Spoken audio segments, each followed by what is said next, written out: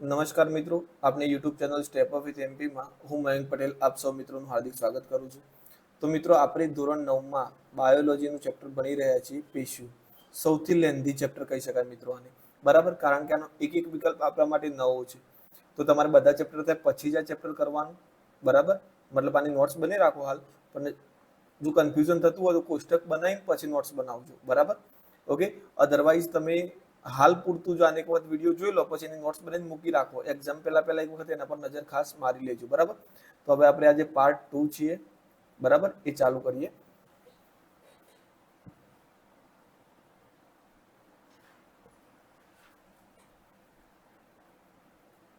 આપણે ગઈકાલે છોડી તો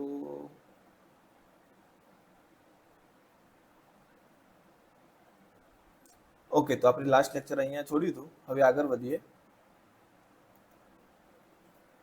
ઓકે, જુઓ. કઈ પેશીમાં કોષો વચ્ચે સ્પષ્ટ આંતરકોષીય અવકાશ હોય છે? ઓકે, તો કઈ પેશીઓની અંદર વચ્ચે આંતરકોષીય અવકાશ હોય છે? તો એ છે મિત્રો મૃદુતક પેશી, બરાબર? તો જુઓ, અહીંયા આપણે બધી પેશીઓ વચ્ચે ઉપર છેલ્લી ચર્ચા કરી લે, એટલે તમને વારંવાર, પહેલા તો હું અહીંયાથી સાઈડમાં આવી ગયો, બરાબર? તમને વારંવાર જે તકલીફો પડે છે એ ના પડે, બરાબર? તો અહીંયા જુઓ તમે, મૃદુતક પેશી, તો આ પેશી કોષોની પાતળી દિવાલ કોષ ધરાવે છે. તેમની વચ્ચે સ્પષ્ટ આંતરકોષીય અવકાશ હોય, બરાબર? કારણ કે તે શિથિલ રીતે જોડાયેલા હોય છે. તો સ્પષ્ટ આંતરકોષીય અવકાશ શામાં જોવા મળે છે? મૃદુતકમાં. બીજું સ્થૂલકોણકની વાત કરીએ તો આ કોષના ખૂણા ઉપર સેલ્યુલોઝ અને પેક્ટિકનું સ્થૂલન હોવાથી આંતરકોષીય અવકાશ ખૂબ જ ઓછો હોય છે. તો એ યાદ રાખજો કે આમાં અવકાશ હોતો નથી, મતલબ ના બરાબર. દ્રઢોતક પેશી, તો આ પેશી કોષમાં લિગ્નિનનું જમાવટ હોવાથી તેમની વચ્ચે આંતરકોષીય અવકાશ હોતો નથી. આમાં પણ આંતરકોષીય દ્રઢોતકની અંદર આંતરકોષીય અવકાશ હોતો નથી. એક આ લિગ્નિન શબ્દ યાદ રાખજો મિત્રો. આ સિમેન્ટ જેવી મજબૂતાઈ આપો, કોષ દિવાલને સિમેન્ટ જેવી મજબૂતાઈ આપો, જેથી કરીને અંદર બહારનું હવા પ્રવેશી ના શકે, પાણી પણ બહારની તરફ જઈ શકે નહીં. ઓકે. બાકી છે વર્ધનશીલ પેશી, તો આ વર્ધનશીલ પેશી આપણને ખ્યાલ જ છે કે ભાઈ કોષોનું સતત વિભાજન પામતા હોય તેવા એકબીજા સાથે ખૂબ જ ચુસ્ત રીતે જોડાયેલા હોય છે, અને ત્યાં પણ અવકાશ હોતો નથી. તો યાદ રાખજો, અવકાશ, જગ્યા કઈ પેશી વચ્ચે હોય છે? મૃદુતક પેશી વચ્ચે જગ્યા હોય છે, બરાબર? આગળ વધીએ. કઈ પેશીમાં લિગ્નિનનું સ્થૂલન જોવા મળે છે? તો હવે હાલ જ જોયું આપણે, દ્રઢોતક પેશીની અંદર આપણને લિગ્નિનનું સ્થૂલન જોવા મળે છે. આગળ વધીએ. તે રેખીય પટ્ટો ધરાવતી અનૈચ્છિક સ્નાયુ પેશી છે, બરાબર? તો આમાં જવાબ આવશે હૃદય સ્નાયુ પેશી, બરાબર? તો જુઓ, આના પણ જરૂરિયાત એટલે મેં માહિતી નીચે લખી છે.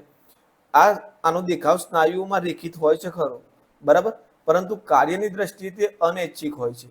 આપણે જોયું હતું તો રેખીય હતી, એ ઐચ્છિક હતી. પણ આ જે હૃદયની સ્નાયુ પેશી છે એનો દેખાવ રેખિત જેવો છે, પણ એ કામ એનું અનૈચ્છિક છે, બરાબર? કારણ કે હૃદય પર આપણું કંટ્રોલ નહીં હોતું. ભાઈ બેટા 5 મિનિટ માટે તું સ્ટોપ થઈ જાય, મારે અત્યારે તારું કોઈ કામ છે નહીં. જો એ સ્ટોપ થશે તો આપણે પણ સ્ટોપ થઈ જશું. ઓકે. કંકાલ સ્નાયુ પેશીની વાત કરીએ આપણે, તો આ પેશી રેખીય પટ્ટાઓ ધરાવે છે, પરંતુ ઐચ્છિક આપણી મુજબ જ કામ કરે છે. રેખીય છે, મોટાભાગની રેખીય ઐચ્છિક જ હોય, બરાબર? સ્નાયુ આપણે હલાવા છે કે નથી હલાવા એ આપણા ઉપર ડિપેન્ડ કરે છે. ત્યાર પછી સરસ સ્નાયુ પેશી, આ સરસ સ્નાયુ પેશી અનૈચ્છિક છે, પરંતુ તેમાં રેખીય પટ્ટાઓ હોતા નથી. તો જુઓ, આમાં રેખીય પટ્ટાઓ છે, પણ એ કેવી છે? ઐચ્છિક છે. આ અનૈચ્છિક છે, પણ એમાં રેખીય પટ્ટાઓ એ નથી. આપણને પ્રશ્ન શું પૂછ્યો હતો? રેખીય પટ્ટાઓ હોય અને અનૈચ્છિક હોય. જનરલી જોડી કોની છે? રેખીય અને ઐચ્છિક, બરાબર? અને બીજું અરેખીય અને અનૈચ્છિક, બરાબર? પણ હૃદય એકલી થોડી અલગ છે, જે રેખીય છે અને અનૈચ્છિક છે, બરાબર? ઓકે, ચલો આગળ વધીએ. ઘનાકાર અધિચ્છદનું સ્થાન કયું? તો આપણને ખબર છે કે ભાઈ અન્નનળીનું સ્થાન કેવું છે? લાદીસમ છે, બરાબર? ઓકે. પછી ત્વચાનું બાહ્યપટ, તો એ સ્ત્રુત લાદીસમ છે. ઓકે. શ્વાસ નળીનું છે તો એ સ્તંભાકાર છે. કેવું છે? સ્તંભ, એ આપણે શરૂઆતમાં જોયું હતું, બરાબર? અને બીજું પક્ષલમ છે, પાછું પક્ષલમ સ્તંભાકાર છે. અને લાર ગ્રંથિનું નલિકાનું સ્તર છે એ કેવું છે મિત્રો? ઘનાકાર છે. આ ખાસ નોટ ડાઉન કરી લેજો. તો આપણો જવાબ થઈ જશે ઓપ્શન ડી. આગળ વધીએ. એક કરતા વધુ પ્રકારના કોષો ધરાવતી પેશી, એ આપણને ખબર જ છે કે એક કરતા વધુ કોષો ધરાવતી હોય એને કેવી પેશી કહેવાય? જટિલ પેશી, બાકી આ બધી સરળ પેશી છે, બરાબર. મૃદુતક પેશી છે, સ્થૂલ કોણવક પેશી છે, એ બધી. તો આપણો જવાબ થઈ જશે ઓપ્શન એ. આગળ વધીએ. માનવમાં સ્નાયુ કોષોનું કાર્ય શું? તો આપણને ખબર છે સ્નાયુ આપણને શું મદદ કરે છે? સ્નાયુ આપણને હલનચલનમાં મદદ કરે છે. તો આપણું અહીંયા જવાબ થઈ જશે ઓપ્શન સી. કઈ પેશી પોષક પદાર્થોના સંગ્રહનું કામ કરે છે? બરાબર. તો ઓપ્શન પર જઈએ તો સ્થૂલ કોણક. તો આપણને ખબર છે સ્થૂલ કોણક શું કરે છે? સ્થૂલ કોણક પેશીનું કામ શું છે? તો સ્થૂલ કોણક એ યાંત્રિક મજબૂતાઈ આપે છે, બરાબર. યાંત્રિક મજબૂતાઈ આપે છે, બરાબર. ઓકે. મૃદુતક. તો મૃદુતક એ છે એ આપણે પદાર્થોના સંગ્રહ માટે કામ લાગે છે, બરાબર. આ જે દ્રઢોતક પેશી છે એ બાહ્ય મજબૂતી આપે છે, બરાબર, અને સખ્તાઈ આપે છે. અને જલવાહક છે એ શું કરે છે? વહનનું કાર્ય કરે છે. તો આપણો જવાબ થઈ જશે ઓપ્શન બી. આગળ. કઈ પેશી યાંત્રિક મજબૂતાઈની સાથે સાથે પાણી અને ક્ષારનું પણ વહન કામ કરવાનું કરે છે? તો આપણે અહીંયા જુઓ વહનની વાત થઈ છે મિત્રો. એક સેકન્ડ. વહન તો સીધી વાત છે, અહીંયા ક્ષારનું વહન કોણ કરશે? જલવાહક પેશી. પણ અહીંયા યાંત્રિક મજબૂતાઈની વાત કરીએ તો જલવાહક પેશીની અંદર આપણને ખબર છે જલવાહક તંતુ હોય, એના સિવાય જે છે જલવાહિની અને જલવાહિનીકી, એક આ નાની નાની બ્રાન્ચો છે, બરાબર. જેમ કે એક મેન પાઇપલાઇન જતી હોય, એમાંથી નાના નાના પાઇપો અંદરથી છૂટા પડે, એમાંથી જલવાહિનીઓ છૂટી પડી, એમાંથી જલવાહિનીકી છૂટી પડે. તો આમનું જે સ્તર છે ને એ લિગ્નિનનું બનેલું હોય છે. આપણે હાલ થોડી વાર પહેલા વાત કરીએ, બરાબર. આ થોડું લેવલ હાઈ થઈ જશે, આપણે સિલેબસ બારું પણ યાદ રાખજો. ખાલી લિગ્નિનનું બનેલું હોય છે, જે એના કારણે એ યાંત્રિક મજબૂતાઈ આપી શકે છે. એટલે હાલ પૂરતું યાદ રાખજો કે જલવાહક પેશીઓની અંદર જલવાહિની અને જલવાહિનીકી છે એ યાંત્રિક મજબૂતાઈ આપવાનું પણ કામ કરે છે, સાથે સાથે ક્ષારનું વહન પણ કરે છે. આગળ. વાયુકોષોના અસ્તર કોષો દ્વારા પદાર્થનું સંવહન કયા પટલ દ્વારા થાય છે? તો પસંદગીમાન પ્રવેશશીલ. હવે જો હું તમને આ થોડું વાયુકોષ આપણે 2 દિવસથી આવશે તો સમજાઈ દઉં. આપણી શ્વાસ નળી છે, અહીંયા જઈ એથી એક આ ફેફસામાં જઈ, એક આ ફેફસામાં જઈ, બરાબર. 2 ફેફસામાં જઈ, ફેફસામાં જઈને એ નાની નાની નલિકાઓ બનાવશે આ રીતે, બરાબર. આ રીતે. પછી આમાં આગળ જતા નલિકાઓ બનશે, આમાં આગળ જતા આમ નલિકાઓ બનાવશે આ રીતે. છેલ્લા આ જે બધી નલિકાઓ ખરી ને એક અહીંયા ફુગ્ગા જેવી રચના હશે. આને આપણે ઝૂમ કરીને જોઈએ તો આ રીતની રચના હશે વાયુકોષ્ઠની. વાયુકોષ્ઠ ખરું ને એ આપણે શ્વાસ લઈએ છીએ તો શું નક્કી છે ભાઈ અહીંયાથી ઓક્સિજન જ લઈએ છીએ આપણે? ના, બધો મિશ્ર હવા હોય બધી આવે છે, પણ વાયુકોષ્ઠ પસંદગીમાન પ્રવેશશીલ એટલા માટે કે ફક્ત ઓક્સિજન જ અંદર જવા દેશે, બરાબર. અને અહીંયાથી કાર્બન ડાયોક્સાઇડનું બહાર આવવા દેશે. એ પસંદગી પ્રમાણે વાયુકોષ્ઠો કાર્ય કરશે, એટલે એને શું કહેવાય છે? પસંદગીમાન પ્રવેશશીલ પટલ. આગળ વધીએ. વનસ્પતિમાં છાલનું નિર્માણ કરતી પેશી કઈ? તો દ્વિતીય વર્ધનશીલ પેશી, બરાબર. આ દ્વિતીય વર્ધનશીલ પેશી ખરી ને એ એનામાંથી છાલ બને. આપણે જોયું હતું વર્ધનશીલ પેશીઓ 3 હતી, આંતરવિષ્ટ હતી, બરાબર, ઉપરની હતી. તો આ જે વર્ધનશીલ પેશી ખરી ને એ જ્યારે બહારની તરફ આવે ને તેને સુમેરિનનું એક દ્રવ્ય ટાઈપનું બનાવે છે, સુમેરિન. ઓકે. અને એ સુમેરિનનું દ્રવ્ય જ્યારે ઝાડની છાલ ઉપર સુકાઈ જાય એટલે એ છાલ બની જાય છે. એટલે હાલ પૂરતું આપણે એટલું જ યાદ રાખવાનું કે છાલનું નિર્માણ કરતી પેશી કઈ? તો જો એકલું વર્ધનશીલ આપ્યું હોય તો વર્ધનશીલ લખવાનું, અને ઓપ્શનમાં દ્વિતીય વર્ધનશીલ પેશી આપ્યું હોય તો આપણો જવાબ લખવાનો દ્વિતીય વર્ધનશીલ પેશી, બરાબર. વાહિપુલ કઈ પેશીઓથી રચાય છે? તો વાહિપુલ, જુઓ મિત્રો, વાહિપુલનું કામ શું છે કે એક જગ્યાએથી બીજી જગ્યાએ જ્યારે અંદર આપણને ખબર છે ભાઈ કંઈક એક તો આ સીધી પાઇપલાઇન છે એનાથી તો કોઈ આખા વૃક્ષની અંદર બધી માહિતી મતલબ સોરી બધું દ્રવ્યો પહોંચી નહીં જવાના. તો એક વાહિપુલ બનાવશે આગળ જતા જતા. તો આ જે વાહિપુલ બનાવવું પર હવે એ કોઈ નોર્મલ સાદી પેશીનું તો કામ છે નહીં. તો ત્યાં આગળ કઈ પેશી કામ લાગશે? જટિલ સ્થાયી પેશી કામ લાગશે, બરાબર. નહીં વર્ધનશીલ પેશી કામ લાગે, નહીં સરળ સ્થાયી પેશી જેમ કે મૃદુતક પેશી છે, દ્રઢોતક પેશી છે, સ્થૂલ કોણક પેશી છે, એ બધી સરળ પેશીઓ પણ કામ નહીં લાગે. પેશીના સ્તરોતામાં કોઈ રોલ જ નથી. વર્ધનશીલ પેશીનું પણ ત્યાં આગળ કામ નહીં. એટલે અહીંયા જટિલ સ્થાયી પેશીઓ કામ કરશે, બરાબર. આગળ વધીએ. નીચેમાંથી શેની રચના કાસ્તી પેશીનો અભાવ જોવા મળે છે? કાસ્તી એટલે મેં તમને વાત કરી હતી, આસ્થિ અને કાસ્તી, બરાબર.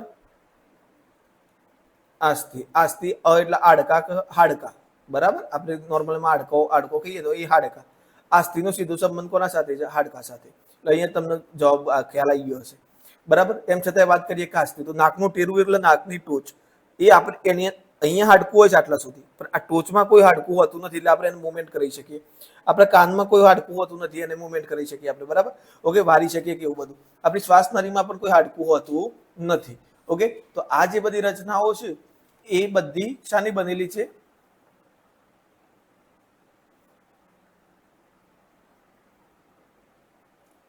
તો આ બધી રચનાઓ શાની બનેલી છે મિત્રો? કાસ્થિની બનેલી છે. ઓકે, તો અહીંયા જે આ અસ્થિબંધ છે ક્યાં? તો કોઈ પણ બે હાડકા આપેલા હોય મિત્રો આ રીતે, તો એ બે હાડકાની વચ્ચે જોડ માટે આ અસ્થિબંધનો ઉપયોગ થાય છે, બરાબર. અસ્થિબંધનો ઉપયોગ અહીંયા થાય છે. ઓકે, તો રચનામાં કાસ્થિ પેશીનો અભાવ શામાં જોવા મળે છે? તો અસ્થિબંધની અંદર. આગળ જઈએ, કઈ પેશી મૃદુતક કોષી મૃદુતકનો એક પ્રકાર છે? તો જો મૃદુતક પેશીનો આપણે હાલ જ વાત થઈ, ખોરાક સંગ્રહનું કાર્ય કરે છે. શું કરે છે? ખોરાક સંગ્રહ. હવે તમે અહીંયા જોઈને જ કહી દેશો કે ખોરાકનું સીધું કોના સાથે લેવા દેવા છે? યસ, હરિત કણોતક, બરાબર. એના સાથે સીધી લેવા દેવા છે એટલે આપણો જવાબ આવશે હરિત કણોતક. આગળ જઈએ, મૂળમાં ક્યારેય ન જોવા મળતી પેશી કઈ? તો મૂળમાં કઈ પેશી જોવા તમને નહીં મળે? તો જુઓ મિત્રો, અહીંયા તમને સ્થૂલ કોણક પેશી છે ને એ મૂળમાં જોવા નહીં મળે. આનું કામ શું છે? તો જે હવાઈ અંગો ખરા ને, હવાઈ અંગો એટલે પાના, નાની નાની ડાળીઓ, એકદમ નાની એના પાનાની જે પેલી પાનું જેના પર ટકેલું હોય પટ્ટી, એમને મજબૂતાઈ આપવાનું કામ કરે છે. હવે મૂળમાં તેની કોઈ જરૂર છે નહીં. ઓકે, બાકી જો મૃદુતકનો મૂળનો ખોરાક સંગ્રહ કરવાનો જરૂર હોય, મૂળને મજબૂતાઈ આપવાનું કામ દ્રઢોતક કરે, પાણી જ મૂળમાંથી આવવાનું એટલે જલવાહક પેશીની પણ ત્યાં જરૂર પડે. તો અહીંયા સ્થૂલ કોણક પેશી તમને મૂળમાં ક્યારેય જોવા મળશે નહીં. આગળ જઈએ, ત્વચામાં સ્ત્રુત અધિચ્છદ પેશી કયા પ્રકારના કોષોના ઘણા સ્તરો ધરાવે છે? તો મિત્રો હાલ જ વાત થઈ આપણી, મેં તમને કીધું કે ત્વચા હશે તો ત્યાં સ્ત્રુત લાદીસમ આવશે, બરાબર. તો આપણો જવાબ આવશે લાદીસમ, બરાબર. તો આ જો સ્ત્રુત અધિચ્છદ, સ્ત્રુત લાદીસમ મેં તમને આગળની જે સ્લાઇડમાં લખાવડાવ્યું. તો ત્વચામાં સ્ત્રુત લાદીસમ અધિચ્છદ પેશી, બરાબર, એ ઘણા સ્તરો ધરાવે છે. એક ઉપર બીજી, બીજી ઉપર ત્રીજી, એ રીતે બને. ઓકે, આગળ વધીએ. કઈ પેશીઓમાં જીવરસ વગરનો નિર્જીવ બની જાય છે? તો દ્રઢોતક પેશી. આનું કામ શું છે? મજબૂતાઈ આપવાનું. કઈ? બાહ્ય મજબૂતાઈ, બરાબર. બાહ્ય મજબૂતાઈ આપવાનું આનું કામ છે. એટલે આમાં જીવરસ હોતો નથી. એટલે કેમ જીવરસ? તો ખાસ એક યાદ રાખજો, આ મૃત પેશી છે. કેવી પેશી છે? મૃત પેશી છે, બરાબર. બાકી મૃદુતકનું કામ છે એની ખોરાક સંગ્રહ કરવાનું. સ્થૂલ કોણકનું હાલત ચર્ચા કરી, બરાબર. જલવાહક મૃદુતકની અંદર જીવરસ તો હોય જ છે, કારણ કે આ બધી જીવંત કોષો છે. આખા જે દ્રઢોતક છે એ મૃત કોષો ધરાવે છે એટલે એમાં જીવરસ હોતો નથી. આગળ વધીએ, કે શેમાં અરેખિત સ્નાયુ પેશી હોતી નથી? બરાબર. તો અરેખિત સ્નાયુ પેશી નથી હોતી, મતલબ કે રેખિત સ્નાયુ પેશી હોય. હાલ જ વાત થઈ આપણે હૃદય, હૃદયમાં કેવી હોય છે? રેખિત હોય છે. પણ એ પેશી કેવી હોય છે? પાછી અનૈચ્છિક હોય છે. એ ખાસ યાદ રાખજો, બરાબર. બાકી બધી રેખિત ઐચ્છિક હોય છે અને અરેખિત અનૈચ્છિક હોય છે, પણ આ એકલી રેખિત પેશી એવી છે કે જે અનૈચ્છિક છે, બરાબર. આગળ વધીએ, અસ્થિના બંધારણમાં કયા ખનિજ તત્વોનો ક્ષાર વિશેષ પ્રમાણમાં જોવા મળે છે? Yes, calcium. કેલ્શિયમ અને બીજું કયો? તો મિત્રો ફોસ્ફરસ. કેલ્શિયમ અને ફોસ્ફરસ આ બે મોટા પ્રમાણમાં જોવા મળે છે. આપણે પેલા દાંત ટૂથપેસ્ટની એડ જોઈએ છે ને કે કેલ્શિયમ હોય છે અંદર, એમ. તો એ દાંતનું મજબૂત કરવા માટે. ઓકે, તો એ જ વસ્તુ છે અહીંયા કે આપણા જેટલા પણ હાડકા છે એની અંદર કેલ્શિયમ, અસ્થિ એટલે કે હાડકા જેટલા પણ છે એ બધામાં ફોસ્ફરસ અને કેલ્શિયમ હોય છે. કઈ અધિચ્છદ કોષો ગ્રંથિ કોષો તરીકે કાર્ય કરે છે? બરાબર. તો જુઓ મિત્રો, આની અંદર થશે, જવાબ આવશે તમારો ઘનાકાર, બરાબર.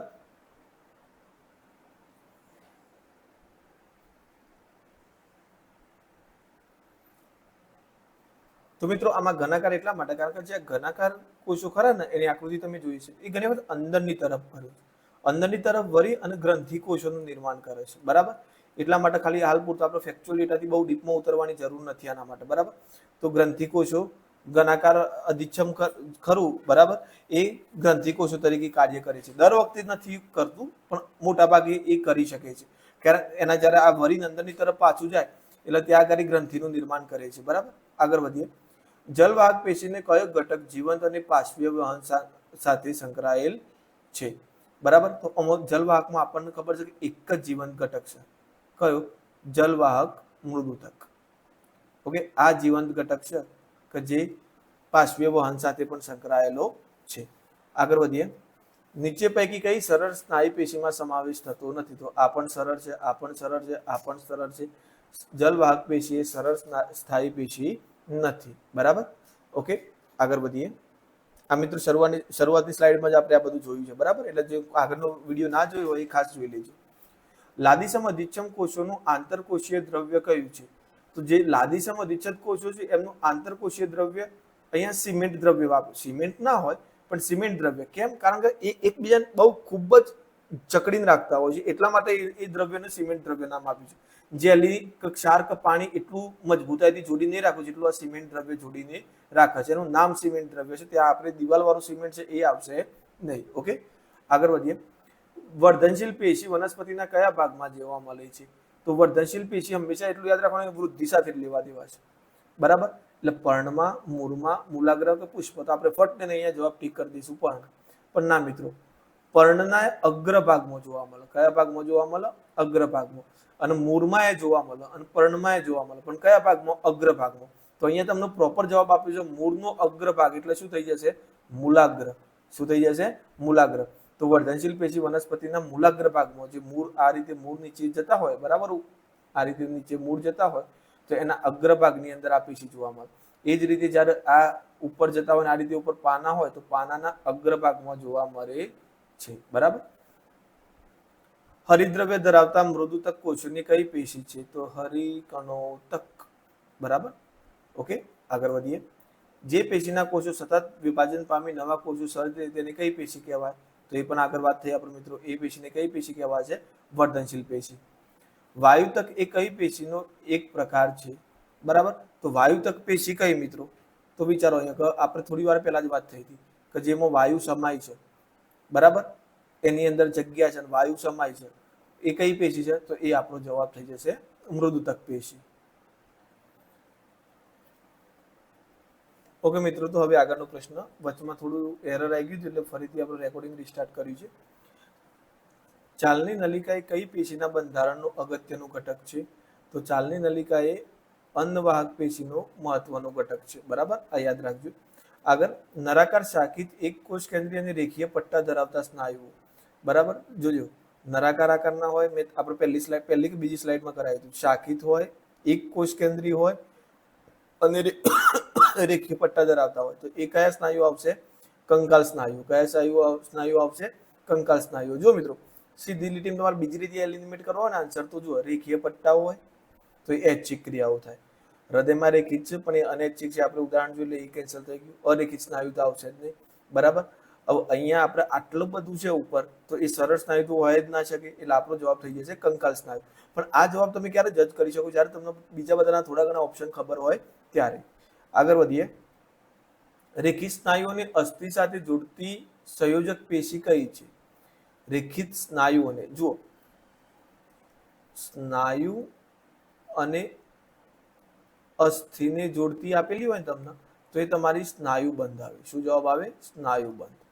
જો અસ્થિ અને અસ્થિને જોડતી હોય, બરાબર, તો એ શું આવે? અસ્થિબંધ આવે.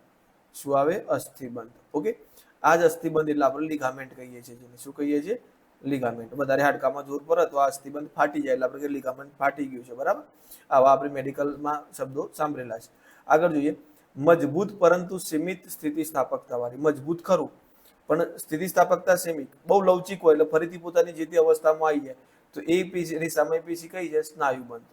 બરાબર, આપણે સ્નાયુઓથી હાથ લાંબુ કર્યો તો ફરીથી પોતાની અવસ્થામાં પાછી સ્થિતિસ્થાપકતા, બરાબર, સીમિત સ્થિતિસ્થાપકતા. વધારે પડતી એટલી બધી વાર જે તે અવસ્થામાં રહી શકે નહીં, એને કઈ કહેવાય? સ્નાયુબંધ પેશી.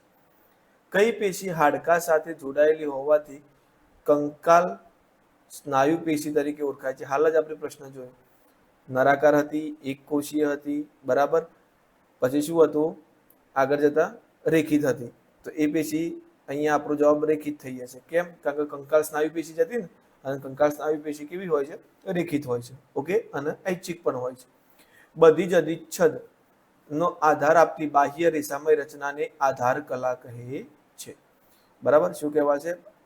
બધી જ અધિચ્છદને આધાર આપતી બાહ્ય રેસામય રચનાને આધાર કલા કહે છે. આગળ જોઈએ. અન્નવાહક પેશીનો એકમાત્ર મૃત ઘટક. જુઓ, અન્નવાહકમાં સાથી કોષ, ચાલની નલિકા, બરાબર, અને અન્નવાહક મૃદુતક આ બધા જીવન છે. મૃત ઘટક છે તો ખાલી અન્નવાહક તંતુ. ઓકે, તો આપણો જવાબ થઈ જશે ઓપ્શન સી. તમને પાછું બધા કંઈક સ્ક્રીનશોટ લેશો તો એવું લાગશે કે આ બધા જવાબ છે, બરાબર. તો આપણો જવાબ થઈ જશે ઓપ્શન સી. આગળ વધીએ. ઘનાકાર અધિચ્છદ પેશીના કેટલા ભાગ અંદરની તરફ વળી ક્ષારનું નિર્માણ કરે છે? તો હાલ જ જોયું આપણે બહુકોષીય ગ્રંથિનું નિર્માણ કરે છે. શરૂઆતમાં મેં તમને કીધું કે વળી જાય છે અને અંદરની તરફ બહુકોષીય ગ્રંથિનું નિર્માણ કરે છે. કોણ? તો ઘનાકાર અધિચ્છદ. આગળ વધીએ. બીજ અને ફળોની છાલમાં કયા કોષો આવેલા હોય છે? તો એ બીજ કે ફળની છાલ મજબૂત હોય અને બાહ્ય મજબૂતાઈ આપવાનું કામ કોણ કરે છે? દ્રઢોતક પેશી. તો આપણો જવાબ થઈ જશે દ્રઢોતક. પરોગ્રહમાં કઈ જોવા મળે છે? તો આપણે વાત થઈ વર્ધનશીલ. મેં તમને કીધું મૂલાગ્ર, પરોહાગ્રમાં અને મૂલાગ્ર બંનેમાં કઈ જોવા મળશે? તમને વર્ધનશીલ પેશી જોવા મળશે. ઓકે, આગળ જોઈએ. સાંધા પાસે બે અસ્થિઓ એકબીજા સાથે જોડાયેલી જોડતી સંયોજક પેશી કઈ? તો અસ્થિબંધ. આપણે હાલ જ વાત થઈ, બંને અસ્થિ હોય તો અસ્થિ વત્તા અસ્થિ લિગામેન્ટ, બરાબર. તો શું થશે?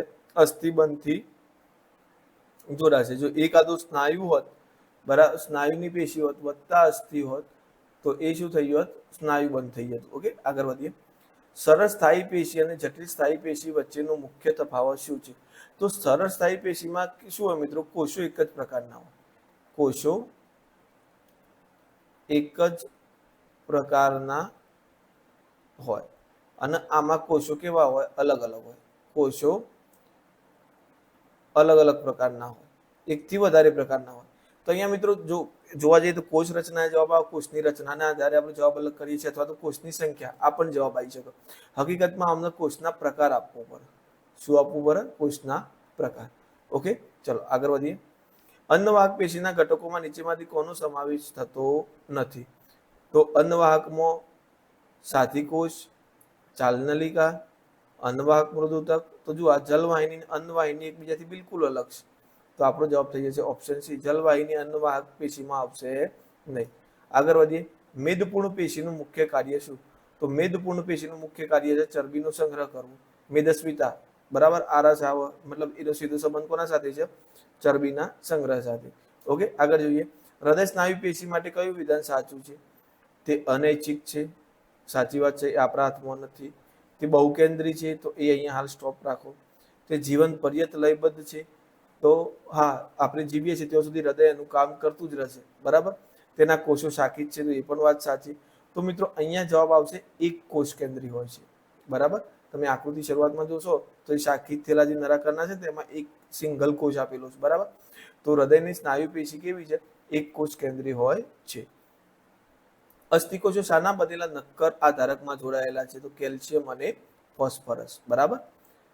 એ આપણે આગળ ચર્ચા કરી. વનસ્પતિની 3 સ્થાયી પેશીઓ કઈ છે? તો વનસ્પતિની 3 સ્થાયી પેશીઓ છે મૃદુતક, સ્થૂલકોનક અને દ્રઢોતક. આ 3 સ્થાયી પેશીઓ છે. ઓકે, તો બસ મિત્રો આ લેક્ચરમાં આટલા સુધી. હજુ આપણે આના લગભગ 40 જેવા ક્વેશ્ચન છે, પણ આમાં પ્રોબ્લેમ એ છે કે મિત્રો આ ક્વેશ્ચન તમે જોયું કે કેટલા કન્ફ્યુઝન વાળા છે, બરાબર. એટલે મારે થોડું આના માટે થોડું હોમવર્ક વધારે કરવું પડે છે. એટલે હવે આપણે 40 MCQ છે, આપણે નેક્સ્ટ લેક્ચરની અંદર લઈ લઈશું. બીજું કે ટેલિગ્રામમાં ખાસ એનાઉન્સમેન્ટ કરી લો, ટેલિગ્રામમાં આપણે ફ્રાઈડેથી ટેસ્ટ ચાલુ કરીશું, બરાબર. હવે બધાની માંગ છે કે મોટાભાગના કહે છે કે ભાઈ 50 માર્ક્સના, પણ એના કરતાં મોટું ધર્મ સંકટ આવ્યું કે ભાઈ મેથ્સ અને સાયન્સ બંને 50-50 આવ્યા છે. તો આપણે એવું કરીશું મિત્રો, 30 માર્ક્સનો મેથ્સનો ટેસ્ટ લઈશું અને 30 માર્ક્સનો સાયન્સનો ટેસ્ટ લઈશું, બરાબર. આ ટેસ્ટ સિરીઝ આપણી ચેનલમાં શુક્રવારથી ચાલુ થઈ જશે, બરાબર. શુક્રવારથી ચાલુ થઈ જશે. બીજું ખાસ એક વસ્તુ આ ખાસ ધ્યાન આપજો, તમને હું અહીંયાથી ટેસ્ટ આપી દઈશ. ટેસ્ટના 2 કલાક પછી 2 કલાક પછી આન્સર કી આવશે. ઓકે, હવે તમારે કરવાનું છે શું? તો તમે અત્યારે તૈયારી તો કરતા જશો. હવે તમારે ઓટોમેટિક જો આપણે જે ચેપ્ટર ચાલ્યા છે એ તમારે એક વખત વાંચી લેવાનું, બરાબર. એક જ વખત એ ચેપ્ટર જ વાંચી લેવાનું, બીજું કશું નહીં કરવાનું. અને હું તો ખાસ તમને કહું મિત્રો, જો તમે વિજ્ઞાનની તૈયારી કરતા હોય ને તો પાઠ્યપુસ્તક ભલે ગીતા હોય, પણ એના કરતાં પણ બેસ્ટ ઓપ્શન છે નવનીત, બરાબર. નવનીત તમારે રીડ કરવાની, નવનીતમાંથી તૈયાર કરો એટલું સારું રહેશે. ઓકે, તો નવનીત વાંચી લેવાની અને મેથ્સમાં તો આપણે બુક જ કરીશું. ઓકે, બહુ એક્સ્ટ્રા કરવાની જરૂર નથી. તો વિજ્ઞાનની અંદર તમે નવનીત વાંચો હવે તમારે શું થશે, 2 કલાક થાય એક ચેપ્ટર વાંચતો બહુ, એ ચેપ્ટર વાંચીને પછી ટેસ્ટ આપવાનો. ઓકે, જે ચેપ્ટર આપણું લેવાનું હોય ટેસ્ટ, તો હું તમને આગલા દિવસ કહીશ. તો એનો એક ટેસ્ટ હાલ શરૂઆતમાં આપણે એક મેથ્સનો રાખીશું, એક સાયન્સનો, એક મેથ્સનો, એક સાયન્સનો. એ દિવસના 2 ટેસ્ટ આપવા મિત્રો હાલ થોડું પ્રોબ્લેમ ક્રિએટ થઈ જશે, કારણ કે બધું તૈયાર થાય ના થાય. મેથ્સમાં કોઈને ગણવાનું હોય, આ હોય તે હોય, તમારી પાસે મનોવિજ્ઞાન તૈયારી કરતા હશો તમે, બીજા બધા પણ તૈયારી ચાલુ હશે, એટલે આ દિવસનો એક ટેસ્ટ રાખીશું. તો હું તમને ટેસ્ટનું ટાઈમ ટેબલ આવતીકાલે આપી દઈશ. બરાબર, આપણે હાલ પૂરતા 5 દિવસનું ટાઈમ ટેબલ બનાવશું કે 6 દિવસનું જ બનાવશું. પછી પણ મિત્રો ખાસ તમારે 100% આપવું પડશે તમારું ટેસ્ટ સિરીઝમાં, તમારું 100%. પછી એવું નથી કે લીધો, ટીક કરી દીધો, આ કરી દીધું, હું તો કંઈ જોવા આવવાનો નથી. બરાબર, કે તમે ખાલી જોઈ લીધું આ વર્ષે ના મિત્રો, તમારા પોતાના લાઈફ માટે કામ કરો છો તો અડધો કલાક કાઢી લેવાનું, સરસ રીતે ટેસ્ટ આપી દેવાનું. પછી એ ટાઈપના ક્વેશ્ચન જોઈ લેવાના કે ભાઈ મારે કયા ખોટા પડ્યા તો એને કરેક્ટ કરવાના. ઓકે, જો આ કરશો તો જ તમે પ્રોપર તૈયારી પર કરશો. બાકી જુઓ, આ ટેસ્ટ હું આપું છું તો તમને ઓનલાઈન ઘણા મળી જશે. બરાબર, પણ તમારા માર્ક્સ તમારે મને ટેસ્ટના એન્ડમાં હું એક દિવસ ટેલિગ્રામ ગ્રુપમાં વાત કરીશ, ભાઈ આજે બધા પોતપોતાના માર્ક્સ નાખો, તો ડે 1ના માર્ક્સ, 2ના માર્ક્સ, 3ના માર્ક્સ, 4ના માર્ક્સ, 5, એ રીતે માર્ક્સ તમારે મને કહી દેવાના કે આટલા માર્ક્સ આવ્યા.